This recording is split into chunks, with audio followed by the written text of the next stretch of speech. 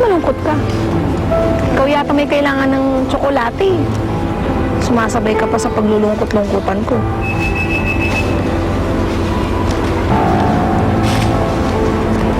Napagalitan ka ba kagabi dahil sa akin?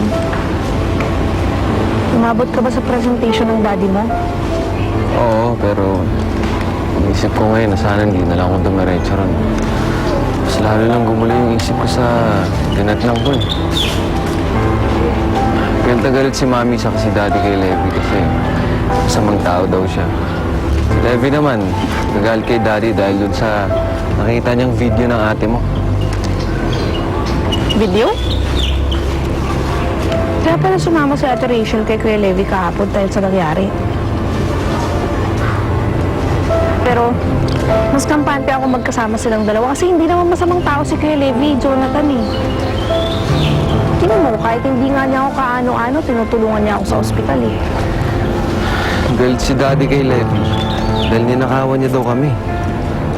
Nagkatiwalaan ko pa naman siya tapos Tinanong mo ba si Kuya Levi tungkol dyan? Baka naman mas magandang tanungin mo muna siya bago mo siya husgahan.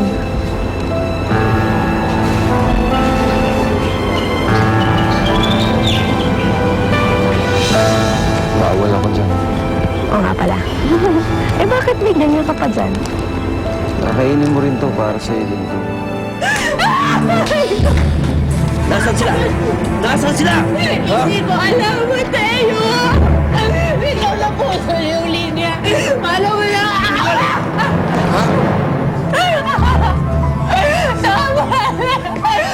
Linda! Makinig ka! Makinig ka muna, Linda! Makinig ka! Huwag mo na silang pagtakpan! Dahil sa kalinda ng anak mo yun, sa Levi yun. Alam mo, mababahamot tayo lahat. Kaya sabihin mo na ngayon pa lang, aminin mo na kung nasaan sila. Ha? Aminin mo na. Aminin mo na kasi.